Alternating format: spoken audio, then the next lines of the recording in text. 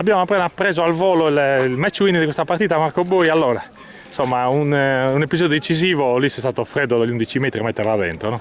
Vabbè, ho tirato ed è entrata. L'importante è che abbiamo vinto e continuiamo a fare così.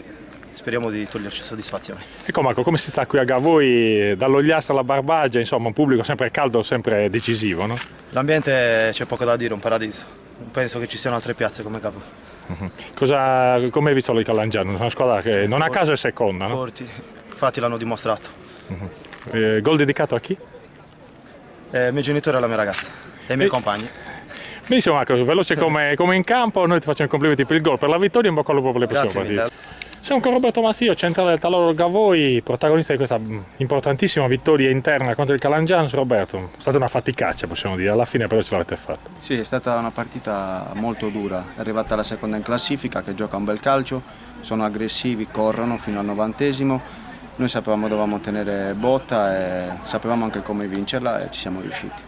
Ecco, vi hanno creato non pochi problemi lì davanti, insomma, una squadra che sappiamo che ha dei giocatori importanti, Pulina uno su tutti, però non è mai facile contenerli di quando insomma, partono in velocità. No, infatti sono attaccanti molto veloci. Abbiamo preparato in settimana questa partita sapendo che dovevamo stare attenti a questi lanci lunghi da dietro e diciamo che siamo andati abbastanza bene. Abbiamo corso qualche rischio ma ci è andata bene. Con quali aspettative siete arrivati qui a Gavoi, una piazza prestigiosa possiamo dire? Gavoi è una bella piazza, sapevo che quando senti gli altri ragazzi che sono stati a Gavoi ti parlano benissimo, sono venuto con un entusiasmo, ho ripreso un po' a giocare a calcio, diciamo. Certo, l'intesa poi con Federico Sedda procede bene, insomma, dietro poi è stato spostato Marco Pina, insomma, cambiano i fattori ma il risultato non cambia. No, secondo me siamo tutti buoni giocatori e durante la settimana lavoriamo tanto e quindi per me è uguale giocare con Federico, con Marco, sono bravi tutti e due, quindi non c'è problema. Come hai visto questo campionato dove il Tortolì sembra davvero andare per conto proprio? Beh, credo che il Tortolì faccia un campionato a sé, è una squadra veramente forte, i miei ex compagni sono dei grandi giocatori, quindi sapevamo che potevano creare difficoltà a tutti e lo stanno facendo.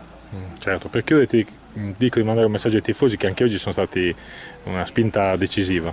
Sì, loro come dico sempre sono l'uomo in più per noi, ci seguono dappertutto, anche a Sassari domenica scorsa erano più loro che quelli di Tergo, quindi io sono contento e sono entusiasta di questo pubblico. Benissimo Roberto, complimenti a te per la vittoria, per la prestazione, in bocca al lupo per le prossime partite. Grazie.